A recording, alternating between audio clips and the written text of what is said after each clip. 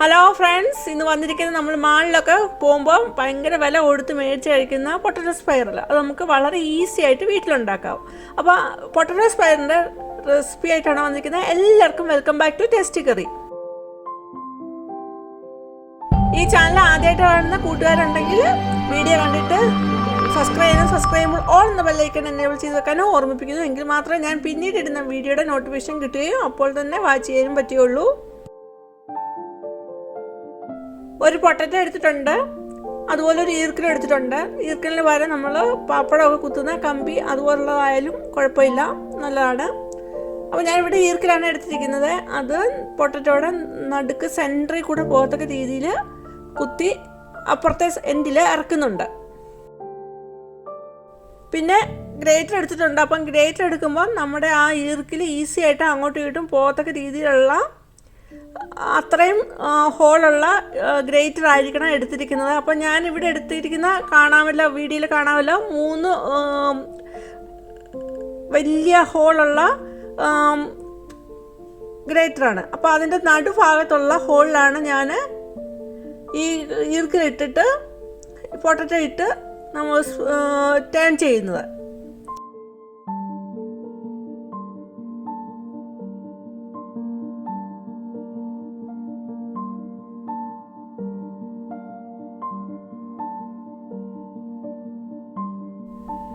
ഈർക്കിൽ ആ ഗ്രേറ്ററിൻ്റെ ഹോളിൽ കൂടെ കയറ്റിയിട്ട് പൊട്ടറ്റോ ടേൺ ചെയ്യുന്നുണ്ട്. അപ്പോൾ ആ ഗ്രേറ്റർ നന്നായിട്ട് ബലത്തിൽ പിടിച്ചവിടെ അനങ്ങാതെ പിടിച്ച് നിൽക്കണം. മറ്റേ കൈ കൊണ്ട്, ഒരു കൈ കൊണ്ട് ആ പൊട്ടറ്റോ ടേൺ കൊടുക്കുന്നുണ്ട്. ആ ടേൺ ചെയ്യുമ്പോൾ വളരെ ശ്രദ്ധിക്കണം. നമ്മൾ കൊടുക്കുന്ന ഫോഴ്സ് ഈക്വലായിരിക്കണം. ഒരു ചെറിയ വ്യത്യാസം വന്നാൽ മതി, ആ പൊട്ടറ്റോ അവിടെ കട്ടായി പോവും. അപ്പോൾ നമുക്ക് ആ സ്പൈറൽ പോലെ കിട്ടത്തില്ല.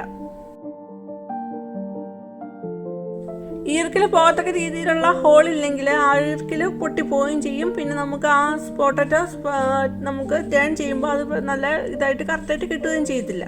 അപ്പോൾ അതൊന്നും പ്രത്യേകം ശ്രദ്ധിക്കണം.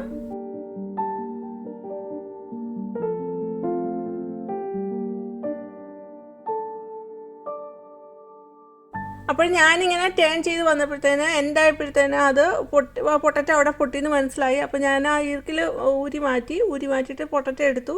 എന്നിട്ട് ആ പൊട്ടറ്റോയിലുള്ള ഹോളിൽ കൂടെ അല്ല ഈർക്കിൽ കയറ്റുന്നത്, അതിന് കുറച്ച് അപ്പുറത്തൂടെ ആണ് ഈർക്കിൽ ആ പൊട്ടറ്റോയുടെ ഉള്ളിലോട്ട് പിന്നീട് കയറ്റുന്നത്. ആ മറ്റേ നേരത്തെ ഉള്ള ഹോളിലൂടെ ആ ഈർക്കിൽ കയറ്റിയാൽ പിന്നീട് നമ്മൾ ഫ്രൈ ചെയ്യുന്ന സമയത്ത് അത് ലൂസായി പോകും.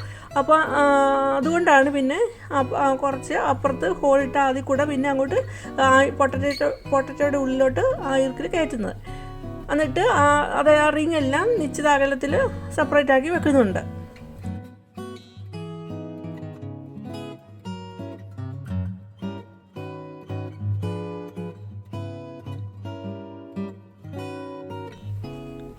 അതുപോലെ പൊട്ടറ്റോയുടെ സെൻറ്ററിൽ കൂടെ നമുക്ക് ഈർക്കിൽ ഇതുപോലെ കടത്തി വിട്ടിട്ട് നമുക്ക് പിച്ചാത്തി കൊണ്ട് വേണമെങ്കിൽ ഈ റിങ് ഉണ്ടാക്കാം. അങ്ങനെ റിങ് ഉണ്ടാക്കുമ്പോൾ ഒന്ന് പ്രത്യേകം ശ്രദ്ധിക്കണം, 90 ഡിഗ്രി ആംഗിളിൽ വേണം പൊട്ടറ്റോയിൽ വരഞ്ഞു പോകാനായിട്ട്. അങ്ങനെ വരഞ്ഞു പോകുമ്പോൾ നമ്മുടെ പിച്ചാത്തി ആ പൊട്ടറ്റോയുടെ സെൻറ്ററിൽ കൂടെ ഈർക്കിൽ പോയിട്ടുണ്ടല്ലോ, ആ ഈർക്കിലേൽ ടച്ച് ചെയ്യുകയും വേണം. അങ്ങനെ വേണം വരഞ്ഞു പോകാനായിട്ട്. നമ്മൾ ഗ്രേറ്റർ ഉപയോഗിച്ച് ഇതുപോലെ പൊട്ടറ്റോ സ്പൈറൽ ഉണ്ടാക്കുമ്പോൾ വളരെ പ്രത്യേകം ശ്രദ്ധിക്കേണ്ടതെന്ന് വെച്ചാൽ പൊട്ടറ്റോ വളരെ തിന്നായിരിക്കണം.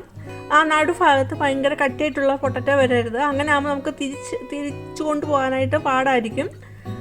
അപ്പം വളരെ തിന്നായിട്ടുള്ള പൊട്ടറ്റോ എടുക്കണം. പിന്നീട് കഴിവതും കുറച്ച് വലിപ്പം കുറവുള്ളതും ഇവിടെ നോക്കി എടുത്താൽ നമുക്ക് വളരെ പെർഫെക്റ്റായിട്ട് തന്നെ നമുക്ക് പൊട്ടറ്റോ സ്പൈറൽ ഉണ്ടാക്കാം.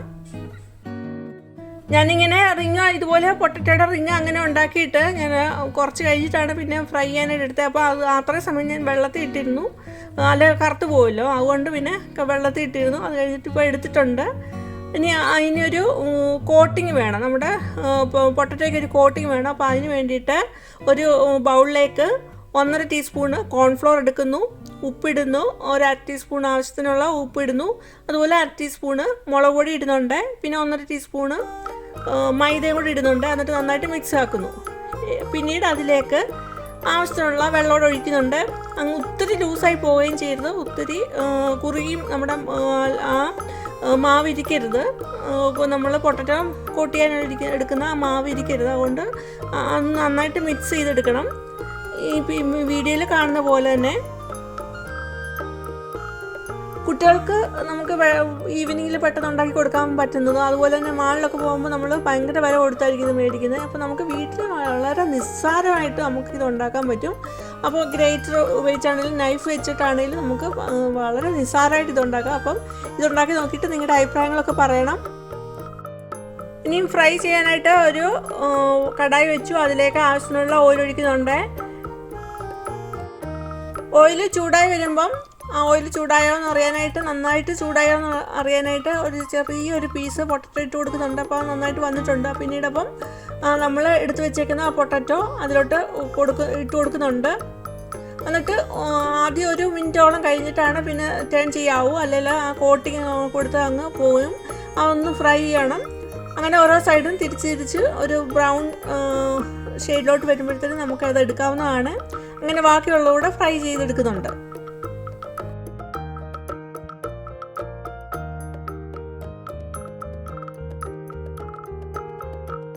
ഓയിൽ ചൂടായി വന്നപ്പോൾ ഞാൻ അതിലേക്ക് ഒരു നുള്ളു ഉപ്പ് ഇട്ടായിരുന്നു. പൊട്ടറ്റോയിൽ ആ ഒരു ഫ്രൈ ചെയ്ത സമയത്ത് ആ ഉപ്പൊന്ന് പിടിക്കാനായിട്ട്. നമ്മൾ ഫ്രൈ ചെയ്തെടുത്ത് കഴിഞ്ഞിട്ട് ആ ഉപ്പ് ഇട്ടാൽ അത്രയും അത് പിടിക്കത്തില്ല. അതുകൊണ്ട് ആ ഓയിലോട്ട് ശകലം ഒരു നുള്ളു ഉപ്പ് ഇട്ടായിരുന്നു. പിന്നെ ഫ്രൈ ചെയ്തെടുത്ത് കഴിഞ്ഞിട്ട് കുറച്ച് മുളക് പൊടി ഒന്ന് തൂവി കൊടുക്കുന്നുണ്ട്. നമുക്ക് എന്ത് വേണേലും സ്പൈസസ് ആയിട്ടുള്ളത് ഇടാവുന്നതാണ്. ചാറ്റ് മസാലയൊക്കെ ഇടാവുന്നതാണ്. വീഡിയോ ഇഷ്ടമായെന്ന് കരുതുന്നു. ലൈക്ക് ചെയ്യാനും ഷെയർ ചെയ്യാനും ഫാമിലിക്കും ഫ്രണ്ട്സിനും അതുപോലെ കമൻറ്റ് ചെയ്യാനും മറക്കരുത്. ആദ്യമായിട്ട് കാണുന്നവർ സബ്സ്ക്രൈബ് ചെയ്യുമ്പോൾ ഓൾ എന്ന ബെല്ലൈക്കൺ എനേബിൾ ചെയ്ത് വെക്കാൻ ഓർമ്മിപ്പിക്കുന്നു. എങ്കിൽ മാത്രമേ ഞാൻ പിന്നീട് ഇടുന്ന വീഡിയോയുടെ നോട്ടിഫിക്കേഷൻ കിട്ടുകയുള്ളൂ. ഇനിയും വേറൊരു വീഡിയോ ആയിട്ട് വരുന്നവരെയും ബൈ. Thanks for watching.